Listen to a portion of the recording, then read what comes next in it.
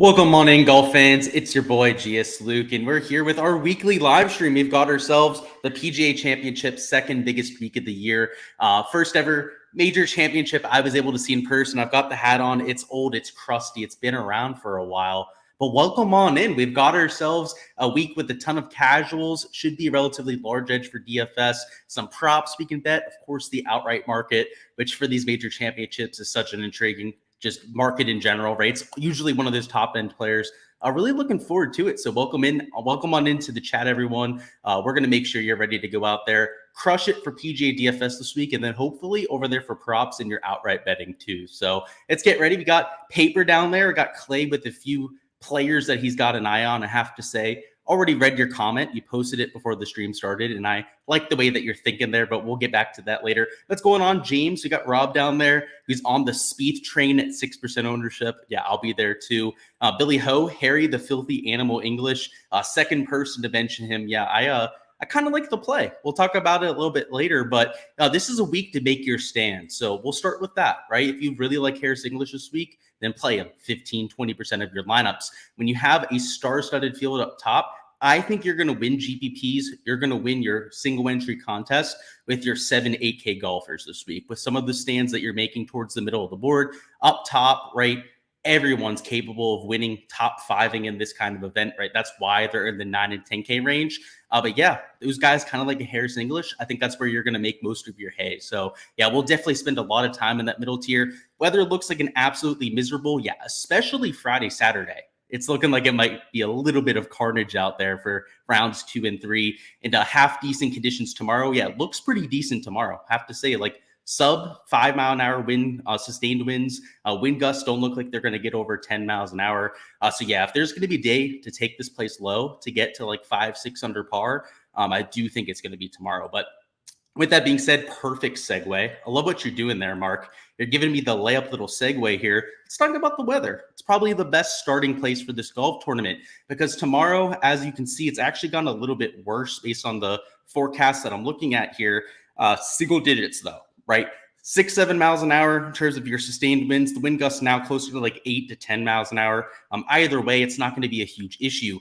The talking point over the last day or so has been the temperatures, right? So they're going to start super early, I believe a 7 a.m. local time start. It's going to be 37 degrees out. That is unheard of. They probably didn't think about this when they were, planning the golf tournament up here in Rochester this time of year, but it's going to be extremely cold. Fortunately, there's a very high chance that they hold off the start of play. So you may have seen this. What golf tournament? I think it was the American Express, or was it? Sorry, no, it was an elevated field. It was over there at TPC Scottsdale, right? It was the Waste Management Phoenix Open. They had a frost delay. It was relatively cold in the morning, as sometimes it is in the desert, particularly earlier in the year.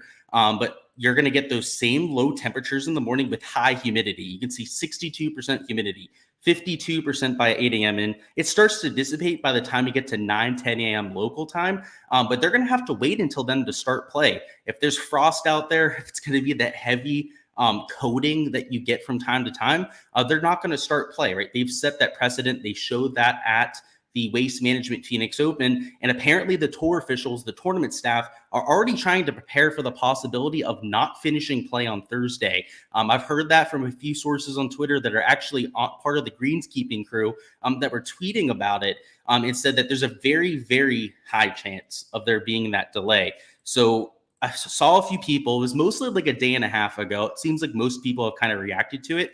I'm talking about maybe targeting the PM wave to try and avoid those early conditions. But if they do indeed end up delaying play by an hour and a half, 2 hours, they're going to start playing when it's like 50 degrees, which is still colder than the afternoon, but it's only 10, maybe 13, 14 degrees cooler than what they're going to have later on. So it's not going to be nearly as pronounced an effect as it would have been if they were actually starting at 7 a.m. So just keep that in mind. The weather situation has changed a little bit, but kind of like we've had a few people allude to already, the weather gets nasty quick. On Friday, you can see much higher sustained winds, much higher wind gusts than what you have on Thursday. Saturday, they're calling for a similar kind of day to what you see here on Friday, and also quite a bit of rain. You could see There's a chance of rain in the forecast on Friday afternoon right now, but on Saturday, it's a little bit more pronounced. There's rain for almost the entire day there. So conditions are going to be a slog, particularly for the rounds 2 and 3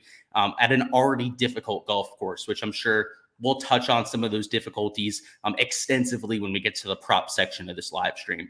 Worth noting, we can take a look at Willy weather over here. So for Thursday, they're calling for relatively low winds.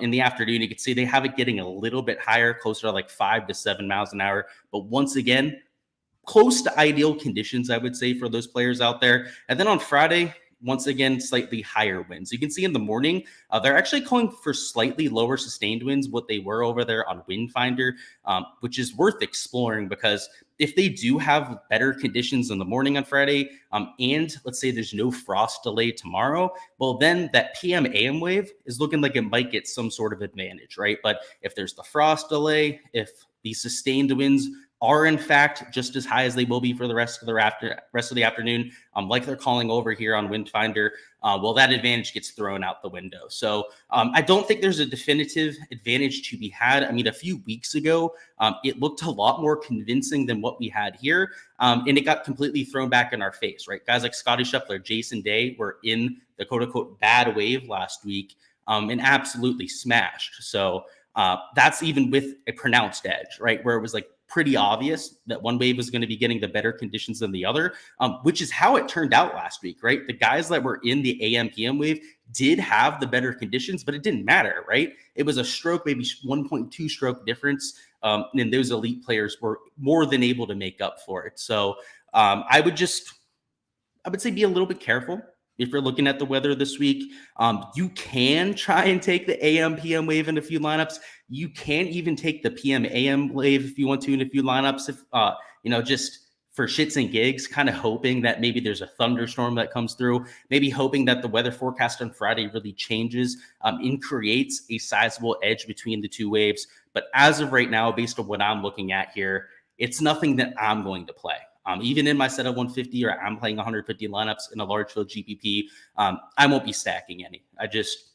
With this strong of a field, right? I think last week was a great example with guys like Jason Day, Scotty Scheffler going out there and breaking the mold. Even when you play that weather edge, there's no guarantee it's going to go your way. So maybe if you're making tiebreakers, that sort of thing, you focus on it. But outside of that, I wouldn't go too crazy with the weather here. Let's go ahead, bring up our projections and start talking some game theory. So we'll catch up on chat and then start talking about some of these ownership numbers. We've got Forbes. Gsluke was hitting 350-yard bombs today. Yeah, I'm not so sure about that. What's going on, brother?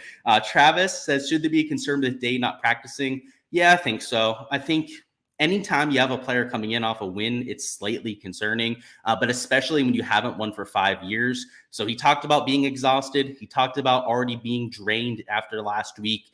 Yeah, I would be concerned about it. I'm not super bullish on his chances. For sure, holding off on play in the morning. Yeah, I'm thinking so, right? I don't want to say 100% that they're going to end up delaying play, but super high humidity plus, low temperatures usually causes a lot of frost, right? And I know a lot of the farmers, a lot of the agricultural things up there are putting out notices for frost. I'd say it's highly likely. Yep, you said it. Sorry behind. Yep, of course. Gus says with the conditions and of course, maybe a cut line between +3 and +5. Yeah, the Vegas line is +4. I believe it's 4.5 for the line over there in Vegas. So I think you're spot on. I think the scoring average is likely going to be +2. I'd say over the first 2 days, effectively +2. Might be a little bit better on Thursday because the conditions look pretty good. But on Friday, they're going to get hammered. I mean, even if they give them relatively straightforward pins, they're going to have a lot of trouble with 25-mile-an-hour wind gusts. That's for damn sure. In majors, you've done well by just fading iffy morning guys on Thursday. You think there's a small edge for them being able to see a couple hours of coverage? Yeah. Hey, if that's an edge that you've seen in the past, then by all means, for sure. Any Davis Thompson thoughts? The form's horrendous, but he is a long ball striker. So if you're looking for a pure flyer play, I get it. But you'd be pretty crazy to use him in a single entry, that kind of thing, right? He's been pretty sketchy of late. Braceface says he's looking forward to the tougher conditions. Yeah, I'd imagine him, Lowry, probably pretty stoked about it. Fleetwood's probably pretty happy that they're playing a tough course. And some of the other Euros too. I mean, I'm just thinking Robert McIntyre is probably eating it up. He likes himself a difficult golf course. Jordan Spieth loves difficult golf courses. Yeah, I think it's going to be a fun little leaderboard. You know, you're going to get your ball striking bombers, which you get at a track like this that's going to be long with really thick rough. But I think because of how difficult the around the green shots are, that you're going to get some of these around the green specialists. I mean, Patrick Reed, right? Matt Kuchar, even like those sort of, you know, around the green specialists. I think you might see them towards the top two. So it'll be a lot of fun. And I know Braceface of all people's got to be liking that. That's for sure. Which chalky player do you think is going to be the least safe in terms of like a letdown / miscut? Least safe. Jordan Spieth, the obvious choice, but that's the cop-out answer. I'd say Colin Morikawa because of his lack of length. I think that opens him up to a little bit of some of those lower floor. I'd say like if he's missing fairways, right, Colin Morikawa, he's really going to struggle. But if he's hitting fairways, he also has a really high, you know, ceiling. Right? He's got a lot of upside as well. So I'd say Morikawa, Jordan Spieth with the injury concerns. If you're talking about this like 9K range, Cam Young, you know, Victor Hovland, to these younger players, right, that are a little bit more inconsistent, those would be the least safe options. If you're talking about most safe, right, those big three, specifically Scotty Scheffler, John Rahm, I'd say really safe picks to make the cut.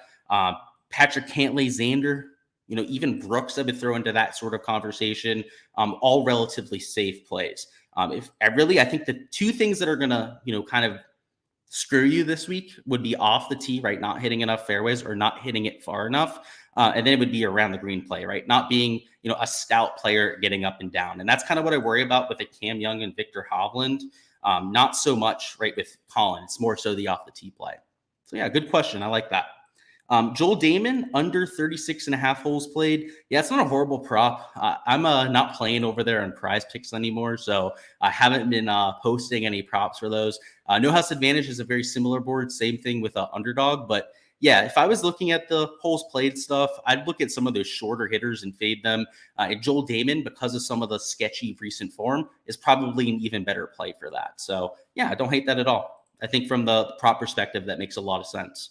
Jason says, who finishes best out of JT, DJ, and Brooks? So if we're just talking about percentage-wise, like if I was betting a matchup, right, between those three players, JT, because JT has the most complete game. He's the most tested. We've seen him on the PGA Tour of late. There's huge question marks with DJ and Brooks with the talent level, right? You know, I'm somebody that respects Liv enough to, you know, especially like the talent level on Liv, to go out there and play a lot of those guys. But yeah, JT, I'd say, right? He's been pretty decent against undoubtedly really strong fields, right? Like you can't use the Liv excuse against him, right? So yeah, I'd probably say JT. And Patrick Reed always does well in tougher conditions. Oh yeah, I'm right there with you, man. There's a few guys, right? Those little grinders that I'll definitely be playing. Brian Harmon's one too. He gets it done when it's really difficult. Alex Noren, hurt you again, please. Oh yeah. He's another one of those players, and I'm playing him this week. I think you're going to see a lot of those just little weasels, as I call them, up there in the leaderboard that are all about the around the green play. You're especially if the cut line is going to be like +4, +5. It's been +9 at this course before. I guess it's worth noting 2003, guys. I don't know if you were looking back at the leaderboard from then. The cut line was 9 over par. If you were +9, you made the weekend at this golf course. Those around the green guys, those are like the perfect events for them. So yeah, I'm all with it.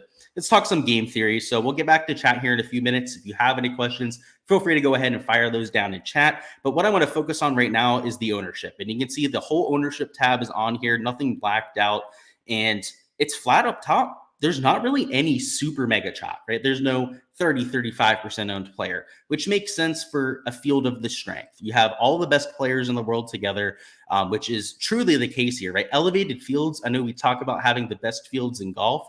Well, that's kind of ludicrous, right? Where's the Brooks Koepkas of the world, the Cam Smiths, the Dustin Johnsons, the Taylor Gooch, who's been on absolute fire of late.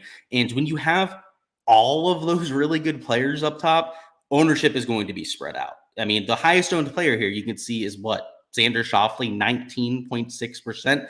Your lowest owned player, Jordan Spieth, of course, because of the injury concerns, but he's still 6% owned. That's pretty flat, right? I mean, Colin Morikawa, 7.1% owned. I mean, That's pretty low, but it's not like he's completely unowned, right? Pretty much everyone up here is getting the respect I think they deserve. There's a couple ways to play this. If you're playing like 20 lineups, you need to get your leverage up top, okay? If you're only playing a set of 20 lineups, pick 1 or 2 guys in the 10K range, pick maybe 3 guys in the 9K range, and then mix and match them for your set of 20 lineups. So like pick 5 guys up top, right? If you're playing 150 lineups like me, I'm not doing this, but I wouldn't be against playing everyone from $9,000 and above. Literally everyone. I would not be against it. Now, I'm not doing anything close to that, right? I'm fading. Let me see. Let me just count them. 1, 2, 3. I think I'm fading like 5 or 6 of the guys there in the top 15 of pricing. So I'm playing like 9 of them. I'm playing a good margin, all right, of those guys up there towards the top. You can play all of them if you wanted to, because it's a major championship type of field. And if you have 150 lineups, you can afford to do so. You can take them all in like 20, 25% of your lineups and play all 15 of them. Like that's legitimately something that you can do. There's pros. I've seen Osmo do it before. I've seen Whistles Go Woo do it before. I've seen a lot of really profitable DFS players go out there and implement that kind of strategy. So don't feel like you have to pick up top. But if you're only playing 20 lineups or less, I'd say even like 40 lineups or less, you need to start picking and choosing spots of leverage. Like I said, I'm only playing 9 of those guys up top, right? I'm not taking all of them up there, but there's arguments to be made for every single one. A few that I want to point out that you should keep an eye on. Haven't talked up Jordan Spieth this week. I was waiting on some sort of report from the grounds, and I haven't heard one negative thing about his health. I haven't heard one person say that he was grabbing his wrist. The report from Monday that apparently he only played 1 hole was apparently fake news, completely false. Someone threw that out there on Twitter and it was eaten alive. Apparently that was not the case. He played 9 holes on Monday. He played 9 holes yesterday. And from all the reports that I've heard, he played another 9 today and looked fantastic out there. No winces of pain, was the same, if not a higher workload than other players out there in the field. So yeah, I'm treating Jordan Spieth like he's not injured, which is risky. I'm a huge Jordan Spieth fan. I have to say that. But based on the evidence we have, right, from people interviewing, people asking him what the situation is, I think there's an extremely high probability that he faked the injury. Now, I don't want to accuse my guy of anything, right? But I think there's a very high chance that he's not injured, that he just didn't feel like playing last week at the AT&T Byron Nelson, and that he wanted some extra time to maybe prepare, maybe just recuperate, rest a little bit before the PGA Championship. Because after all, this is the last event he has to win the Grand Slam, right? To get all of the majors, to join that exclusive list, right? There's only 5 other players in history that have won all 4 majors. I think that's a little bit more important to him than his hometown event in Dallas. And I've heard people say like, oh, Jordan's such a nice guy. He would never do that, such a thing. Well, he's never had this sort of opportunity. Oak Hill is a perfect fit for Jordan Spieth. If he did not have these injury concerns, I'm telling you right now, he would be up there with the Cantlay, Xander Schauffele in terms of the ownership. Guys like Tony Finau would be much lower owned as a result. But instead, he's getting completely squeezed by the 3 players around him that are 3 of some of the highest owned players on the entire slate. If you want to get different, I think you consider Jordan Spieth. That's my 2 cents on it. Go on Twitter, look at all the freaking reports that you want to. People recording his swings out there, living and dying by all his practice shots over the first 3 days. I haven't, at least, and again, I was literally like constantly 24/7 on Twitter, updating the Jordan Spieth news on there. I haven't seen anything negative. So I don't know. Seems like a pretty good spot to me. I bet him outright. Got him at 50-1. That's for sure. I got him on an each way with that too. So I'm feeling pretty good about that.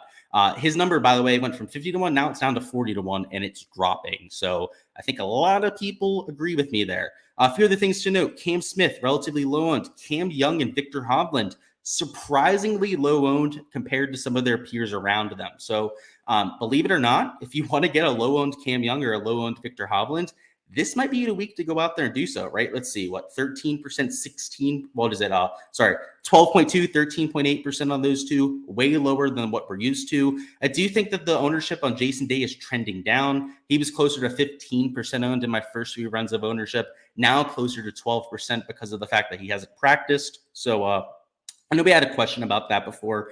I don't know, it kind of makes him a better play, right? Like I'm not playing him this week just for full disclosure purposes, but he's only 12% owned now. Like there's going to be people that just don't play him because of that news. So maybe that makes him a better option, to be honest. I mean, he's coming off a win. He should fit the golf course. I don't see why you wouldn't play him, other than the fact that I just can't play everyone up top, right? That's why I'm not taking him. But still like DJ, like the fact he's only 13.7% owned. I have a few more people getting on Lowry now, but still he's only 5.5%. Matthew Fitzpatrick getting a little bit more steam. Feels like a lot of people are going to be playing Brace Face this week. Terrell had $8,500. He's still relatively high owned. I understand it, right? They're used to difficult golf courses, but to me, Hideki, Max Homa are better players. So I'm going to make those pivots. Sam Burns, even, I think, is the same kind of player as those two. And he's half the ownership. So I'm not playing these two because of game theory concerns. But, I understand the ownership. They're playing great, right? Both top 10 when it comes to the recent form. In this 7K range, this is where I'm starting to make more of my stance, right? Like I said up top, I don't want to say you can play everyone. I mean, it depends on how many lineups you're entering, right? Like truthfully, with how many guys up top that you can play. Down here in the 7K range, even if you're playing a bunch of lineups, you need to make your stance, right? If you're going to win a GPP, you have to get up the board somewhere. You have to get that leverage at some point. And I think a good place to do so this week is in the 7K range. There's a lot of players. You're going to hear it from touts all week, right? It just can't win here, right? It's like you have to be an elite tier player to have a chance to finish in the top 10, top 15. And there's some truth to that, right? And it's not so much about pedigree in this range. It's a lot more about skill set. If you're a short player that's not going to gain much off the tee, you have to have an absolutely perfect week from fairway in to have any shot at finishing in that top 10. So for me, there's a lot of guys that I can just cross off that I think don't have what it takes off the tee to get it done. So I'm focusing on guys like Neiman, right? Exceptional drivers. Keegan Bradley fits that description. Taylor Moore, right? Who, by the way, I misquoted today as saying he's never won before. If you couldn't tell, I was on a little bit of a brain fart when that was happening. I was trying to remember the event he won. He obviously won Valspar. I was at that event. Probably should have known that. But 4.9% owned. And I'm taking these off the tee heavy guys, right? The guys that can get it done there. Wyndham Clark, he's getting a bunch of ownership. Same thing with Ricky Fowler. So I wouldn't play both of these guys in lineups. Like maybe pick one of the two that you like. That's what I'm doing. I'm playing Ricky Fowler this week, but I would not play both of them in your lineups, right? They're both way chalkier than the rest of the guys in this range. And in fact, there's an argument to be made just to fade both of them and play everyone else. So keep in mind that those are your chalky players. Let's see what Russell Henley's getting some attention. Not really sure why. I don't think he's a great play, so definitely not there myself. Siwoo Kim's getting some attention, right? He's 11.2% owned. Down here in the 7K range, just pick your spots, right? You can't play everyone down here in this range. Like Minwoo Lee's a huge spot of leverage. I'm going to play 15, 20%. I'm going to be at least 10x the field when it comes to the ownership there. So that's a huge spot of leverage for me. Taylor Moore, right? I'm going to play like 25% Taylor Moore. That's going to be a huge spot of leverage for me as well. Taylor Gooch, I'm going to play like 30%. He's actually going to be one of my higher exposed plays, period, this week. There with Taylor Gooch. And you can say I'm getting like 3x leverage there. So where I'm trying to win this GPP, where I'm trying to win out here for PGA DFS at the PGA is going to be in the 7K range. And I have to say a lot of this middle part of the 7K range is what I'm hammering. You're looking at the bottom end, it falls off quickly, right? The talent level difference between the bottom of the 7K range and the top end of the 7K range is pretty drastic. But guys like Gary Woodland, even with some ownership, right? He's nearly 10% owned. I like this week, right? He has the kind of skill set that we're looking for. The firm and fast fairways, I meant to mention this earlier. I don't think you have to be long. It's just extremely useful because the fairways are going to run a bit. We've had a few people say that they're running like 15 to 20 yards after most tee shots, unless you're playing directly uphill, right? If you're playing directly uphill, you're not going to get that same kind of rollout. But for a neutral kind of lie, that's huge for guys like Seamus Power, right? He's not the longest player in terms of that carry distance, but does get a particularly high amount of rollout. So I like him at $7,000. Again, but I prefer these bombers. Like I prefer guys like Mito Pereira, truth be told, right? That can hit it out there a long way. But I'm not only playing bombers. There are a few guys like Seamus I'm mixing in. Let's see, like Kuchar, right? He's not a bomber, but I'm playing him this week. So those kind of guys. Let's see. Jordan L. Smith, keep an eye on him. He's a damn good player. I don't think he gets enough respect. Yannick Paul, same thing. DP World Tour player, doesn't get enough respect. Alex Norn, there he is, Alexander Norn. The database I use to pull the salaries has him as Alexander Norn. We also got Ju Young Kim instead of Tom Kim in there. So I always love when I see that on my projection sheet. They're proper names. Kung Hong Lee, right? Instead of KH Lee. Gotta love it. Let's see. Steven Yeager, 2.4% owned. Love that. Yeah, the edge I was talking about with people not playing him because he's not in their projections seems to be pretty real. So loving that ownership. You got Joel Damon down here, HV3. You guys didn't know HV3 nearly shot 59 on the Live Tour last weekend, and that was on Sunday. So I like that momentum, and a name to keep an eye on for sure. And outside of that, I mean, this bottom end of the 6K range, there's a few guys I'm playing, but it's not much. Like Sam Ryder. Like Sam Ryder's been really good this year. JT Poston's, like he shows up every once in a while, right? Like I'm playing those kind of guys. And I am playing somebody at 6K. I'm going back to Micheluzzi. Have to admit, I'm a sucker. I'm a glutton for punishment when it comes to Micheluzzi. Hey, he made the cut for us last week, right? But now he's 6K. I don't know. It's not so much that I like Micheluzzi. It's what that 6K buys you, right? You're able to spend up for an extra stud, that kind of thing.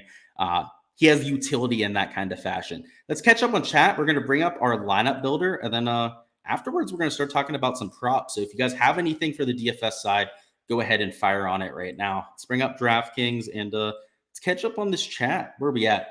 Brooks turns into a different player in majors. I agree. I am all over Brooks this week. He left Prize Picks as well for Underdog for sure. It's not even just the fact that they scammed us, right? They went out there, DMP'd all those props. They have lower payouts. They bump things extremely fast. There's a lot of things wrong. Day drinking at the casino today and trolled some casuals vids. They have all raging boners over Jimmy and Kuchar. Let's get them Rom/Scotty lineups. Jimmy Walker, I'm guessing. I actually kind of like them this week, but yeah, I mean, I kind of get why they'd be all over him, right? It's like the casuals. You can't quit Ricky. I can't either. I'm right there with you, boss. Colin says you're playing Slick Dick Rick too. No worries.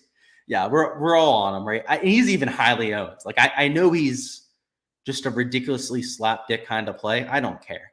Like even Jordan Spieth this week. Like there's certain guys that you can tell me they're horrible plays, and I'll tell you I don't give a fuck, right? Like that's the case with BDR. I don't care. I'm playing Ricky. I'm rooting for his ass this week, that's for sure. No love for bogey props this week. I want to wait until we get some windier conditions. So I'm hoping, T-Swen, that we get a little bit of an easier day tomorrow. That's what I'm expecting with the slightly lower winds. And then on Friday, when it's going to be really windy, maybe they lower those bogey lines to like 2.5, maybe 3 for some of the shitty players.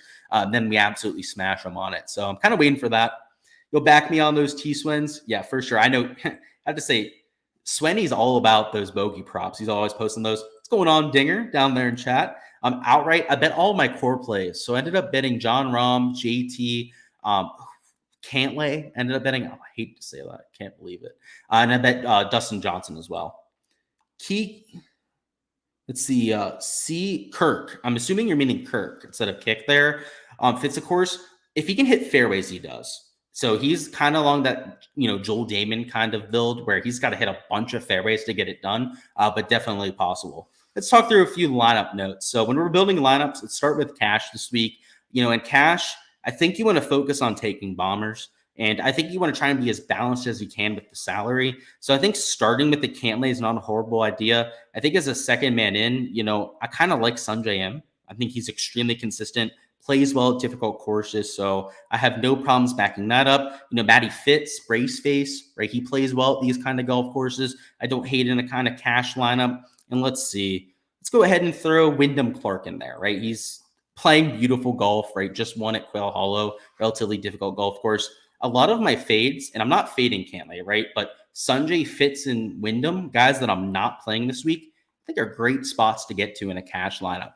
They fit the golf course. There's a reason why they're getting some ownership in a cash. You don't have to worry about all that. So this is how I'd be starting a cash lineup this week, trying to take guys that are just grinders in difficult conditions and not really worrying about the ownership angle. But as per usual, right? And you guys are regulars. You've been here for a while. You guys know the gist at this point. When we're playing at GPPs, our thought process changes, right? It's about trying to get different. If we're playing in the largest of largest field GPPs, this is where Jordan Spieth comes in handy, right? And he's probably not going to be your most expensive player, right? $9,600, he can likely be your second man in, but maybe we start this kind of lineup with a Rory of all people, right? I know we didn't mention him during the video, but he's the lowest owned of those big three. And if you were to start with a Rory, Jordan Spieth in this kind of lineup, you're going to have no issues with leverage. I mean, those two spots up top are going to get you quite a bit of leverage just there yourself.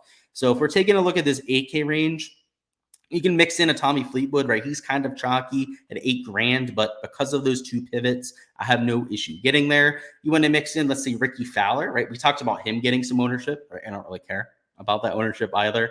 You can take him at $7,600. All of that is afforded, right? You can take these chalky pieces because we forced in pivots up top, most specifically Jordan Spieth, right? 6% owned. I mean, that's huge when you're trying to get that leverage. And for your last two spots, I mean, let's just throw Minwoo Lee in there just for shits and gigs, right? He's sub 2% owned. Now you have all the leverage you need. You can take whoever the hell you want with the last player there and have no issues with this kind of lineup in a large field GBP.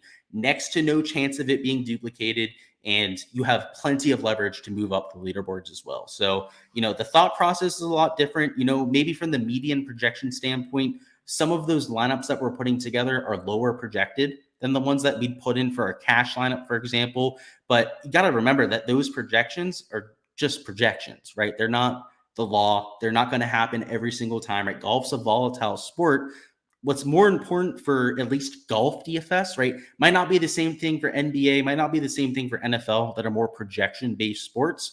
Game theory is how you long-term win with golf, right? And obviously, you don't just want to go down here like, oh, I'm going to play all 6K guys because they're unowned, right? I'm going to get leverage to the field. I mean, that'd be fucking idiotic, right? That's not what I'm telling you to do. I'm telling you to build competitive lineups that are maybe just a little bit different than what others are getting to, right? Because at the end of the day, there's not a massive difference between Patrick Cantlay and Colin Morikawa, right? Like these two guys could win this week. They both have avenues to go out there and win this golf tournament.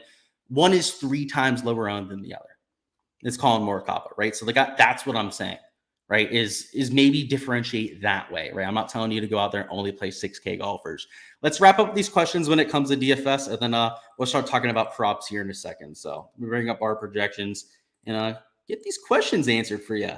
Thoughts on Cam Smith? Got some juicy outrights on him and Rum. If you got a good outright number, I like him there, but he's got to drive the ball well. And from what I've heard, he hasn't driven it very well to this point. So I'm a little bit hesitant to go out there and like nuke him for an outright bet, but I am playing him in DFS. I think he's got the avenue to success, which is the important part. And then, Rom, nothing needs to be said there, right? We know Rom's a good pick. Talk you off of Buckley. Well, that's tough because I kind of like the fit, right? I mean, let's take a look at the shots gained. I'll tell you why you'd play Buckley, and then I'll try and talk you off a little bit. We'll help you. So the reason why you want to play him is the off the tee, right? He's accurate and he's long off the tee. He's got both things going. Pretty damn good approach player, too. The reason why not to play Hayden Buckley, he is horrible around the green, right? And even the best players this week are going to hit like at most 12 greens per round and likely a lot less, likely closer to like 10 greens regulation per round. It's that difficult of a course. It's hard to win, or it's hard to get into the optimal lineup in a GPP when you're horrible around the green and you're only going to hit like 10 greens, right? So that would be the argument against him is kind of the same argument that I used to make against Victor Hovland. And the one thing that Hovland's done to kind of change that is, first off, he's better, way, way better with the tee to green play, right? We know that he's on a different level there, but he's gone a lot better around the green. So yeah, that would be the reason. The around the green is not all that great. You know anything about Yannick Paul? Never heard of him. Great DP World Tour player. Yeah, he's won a few times, I believe, over there. Maybe it's just once over there in the DP World Tour. Has wins on the Outlaw Tour. Has wins on, I believe, some other tour. It's one of the other big tours over there. He's played at almost every level over there in Europe. And he's from Germany. I've heard great things about him. I've heard a lot of people that bet props on Yannick Paul, saying that he's a really high upside, really good long-term player. So yeah, I'm playing him. What is he, like $6,800 or something? Yeah, $6,800. I'm playing him. It's probably somebody that's just going to make the cut, finish in like 40th place, but I've heard really good things about him. Thoughts on McCarthy as a pivot off of Clark? I don't hate it.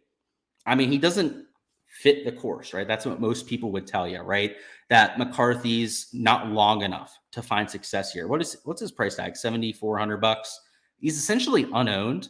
He's good on bent grass. I mean, the approach play is good enough, right? And if it's going to be firm and fast, maybe the off the tee play is not as bad as we think it's going to be, right? Maybe you can hit some fairways, get some extra rollout, and get it done that way. He's not my favorite play, right? I kind of agree with the skill set thing, right? I don't think it's the best course for Denny McCarthy, but he's only 4.3% owned. It's only $7,400, right? I mean, you're not asking that much from him, right? You're asking him to succeed 10% of the time to be a good play to go out there and get that leverage to him. And I think that's reasonable. I think 10% of the time he probably gets the job done. So, yeah, I like it, Dave. I like the way you're thinking there. Let's go ahead and hop into these props. So, props for round one, I am way different than I think everyone else this week, okay? So I'll just say this, get me into trouble. And we don't know much about this golf course, right? So I'm trying to embrace that as much as humanly possible for these props. Everyone's saying that this is going to be the most difficult course that we've ever seen, right? All the touts out there, all the media, right? They're trying to sell this up as like this super difficult, impossible golf course to break par on. And while I kind of agree, right? My course breakdown, I talked about how difficult the course was. If you go hole by hole, I don't know if it's as impossible as like people are really saying. Like there's plenty of holes that are like 400 or 450 yards. There's a drivable par 4. The 2 par 5s, sure, they're not really reachable in 2, but they're still really easy birdie looks. Like you can get it up there near the surface, hit a chip, and then make a putt and birdie. Like it's not like we're looking at the hardest golf course that we've ever seen. Like I don't think it's going to be anywhere close to that. When I think it's going to get really difficult is Friday and Saturday. Friday and Saturday when we have winds plus this golf course, yeah, I think the scoring average might be 4 over par.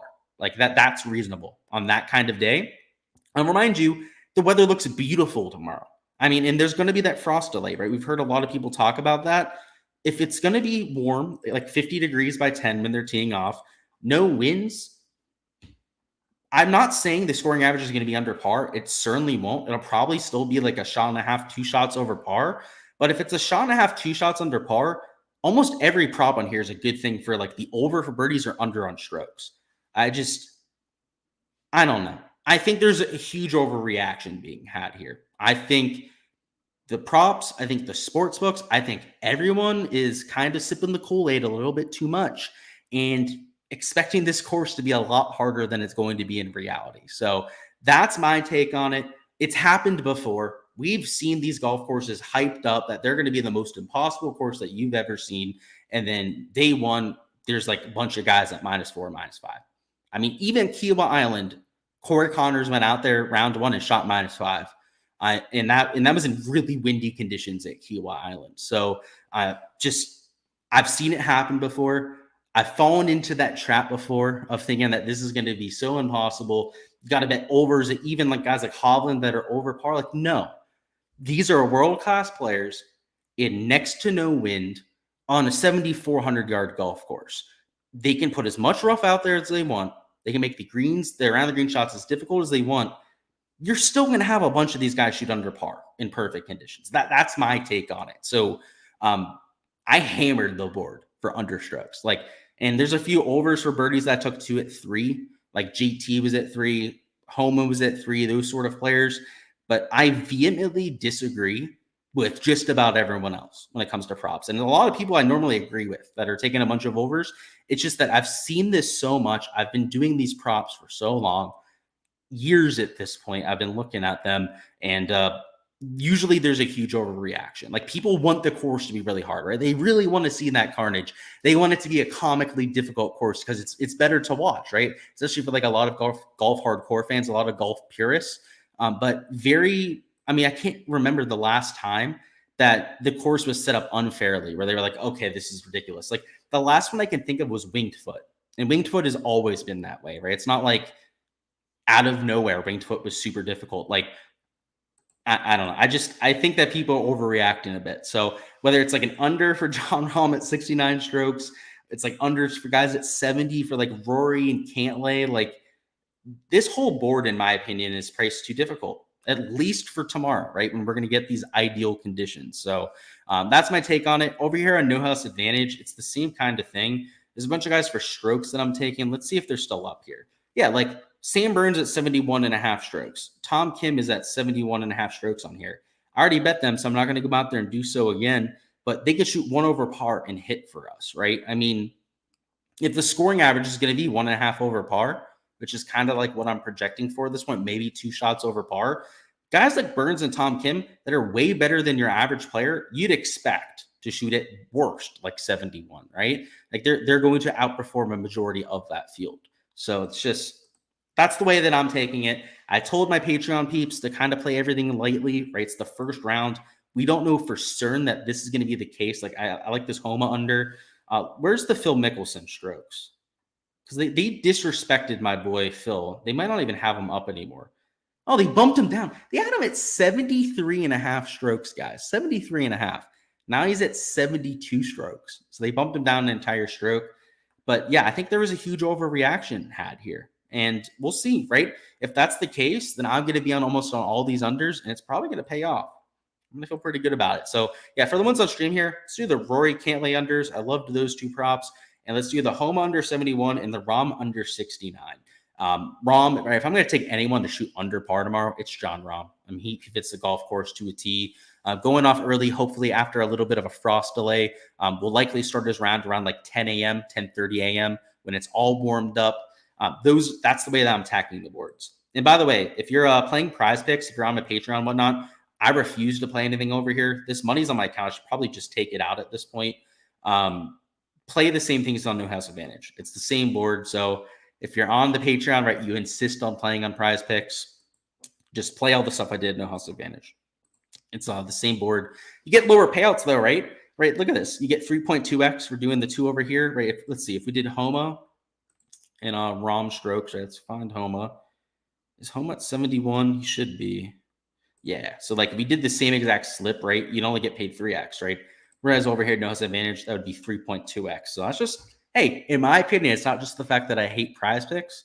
Probably not the worst idea there either, right? You're getting paid more for your money. Let's see what's going on. Bruce says, if you're playing around 50 lineups, what's the highest amount of like percentage of my core plays? So 35%, probably 35% with this kind of field. If you're playing 50 lineups, you might want to get a little bit more aggressive yourself. So I'd be at like 35%. You might want to up that to like 45%. Just try and be a little bit more aggressive about it because you have a few less lineups. The projections have not been great industry-wide lately. If Kuchar ends up 10 to 15%, no way. He's getting steamed up from what you're seeing. Worth noting. Okay. I'll remember that blitz. Yeah, I forget what's his ownership in mine. He's like 5%, my projections. Let me double check. Yeah, 5.5%. Yeah, if he's 10, 15%, I'll be wrong too. Yeah, I don't think he's going to be mega chalk, but you never know. That's for sure. Worth remembering, right? If you're right, you'll get a shout out there, Blitz. I'll say Blitz told us so, right? Max says pick one between Willett, Straka, and Buckley. If you're in a GPP contest, it's Straka because of ownership concerns. If you're in a cash lineup, it's Buckley because I think he's the best play out of the 3, but I also think he's by far the highest owned. So I would say Straka, GPP, Buckley, cash / single entry. Why don't you like Prize Picks? Because they scam people. So let me see if I can find the slip. If it's still in my recent slips, if sure, I'll show you. I think it's going to be on. Oh, it is. Okay. All right. I'll show you. So they did this. This is why. So this is a slip we entered, was it 2 weeks ago at this point? I guess like a week and a half ago at this point. We took all over strokes for the whole, it was hole 16 through 18 at Quail Hollow, which for Sunday was playing extremely difficult. Well, they posted, as you can see here, right? Quail Hollow Club round 3, right? They have that on there. But the tee times all say Sunday, right? So everyone knows it's for Sunday, right? Obviously, we're not betting on the previous day's projections, but they did say round 3 on it. What happened is all of them ended up hitting. All these props easily went over. And there was like 10 on the board, and I told people to bet all of them for the over, and they all ended up hitting. So after like 4 of them had already hit, Prize Picks DNP'd all of these props. So the reason why I hate them, the reason why I won't play there anymore, the reason why I'm actually going to make a video exposing them for some of the fraudulent activity that they've been up to over the last few months, is because they did that. They waited until all these props hit the DNP them. And, it would be acceptable if this was like their regular procedure over there in PrizePicks, but it's not. Over there in PrizePicks in the past, they had just changed it to round 4. I mean, obviously everyone knows that you're not betting on round 3. A lot of times in the past, they just haven't bothered to, deal with it. There are people in that community that have props from round 3 that were marked as round 2 on there. So they were also off, that never got DNP'd. And, weirdly enough, it was slips that they lost, right, for round 3 that were marked incorrectly and they weren't DNP'd. And then, of course, here on Sunday, when all of them hit, they went out there and DNP'd it. So, yeah, you may have missed that. A lot of people, I'm sure, missed that. That's why I'm going to do a whole video on exposing them. But this would have hit for $800 if they didn't do so. This top one was a purposeful DNP, this MLB prop. So it's kind of like negligible. It was just a 5-man flex for $80. So, yeah, that's why.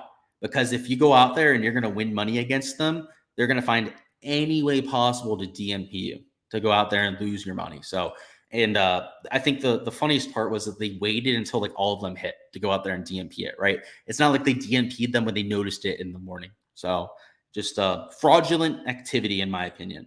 I'm not usually an instigator, but Pat Mayo absolutely watches your shows. Today, we're laughing your asses off. Yeah, he might. That's okay. Hey, if he's a fan, that's sweet. Maybe one day you'll have me on the show, right? If he's watching my content, he's enjoying it. Maybe you should just have me on, right? Get my takes that way. It'd be sweet. You can shout you out when you're wrong too. No snowflakes here. No, I was actually going to shout him out if he's right. I'm not going to call him out if he's wrong. I'm not going to do that. But I think you might be onto something like you're saying there, though. Like he might be higher owned. Like dead ass, he might be higher end. I'm not going to call you out if you're wrong, but I think you might be right. Like, yeah, and that sounds illegal. I'm pretty sure it is. My mother is in the legal industry, has a lot of friends that are lawyers. She said that like they wouldn't do it if it was illegal. Like they would know better, but I'm not sure that they do know better. Right? Like it seems illegal, right? Does it not? That's all I've got though, guys. That's it for the live stream here. We're going to go ahead and cut it off now. I've got some lineups to make. I've got some props to try and put in here tonight as well. So best of luck with all of your lineups that you're going with, any outright bets that you've already fired. My official card at this point, my 4 core plays, right? So we've got John Rahm, Cantlay, JT, also Dustin Johnson, and the one ad that I had, Jordan Spieth. So, who could have guessed that, right? Luke playing Jordan Spieth. But yeah, that's my exposure for this week. Hopefully we can go out there, cash out in some GPPs. We will be doing showdown content for rounds 2 through 4. So keep an eye out for that. Keep an eye on my social medias for when I'll be going live with all of that content. But make sure to get on the Patreon page if you haven't already. If you want access to all of those projections for showdown or prop content throughout the weekend, you guys know the deal at this point, right? You guys aren't new. If you are new, welcome. But yeah, make sure to check that out for all the content over the weekend. Best of luck, guys, and I'll catch you guys for the showdown streams. Let's cash out some money this week.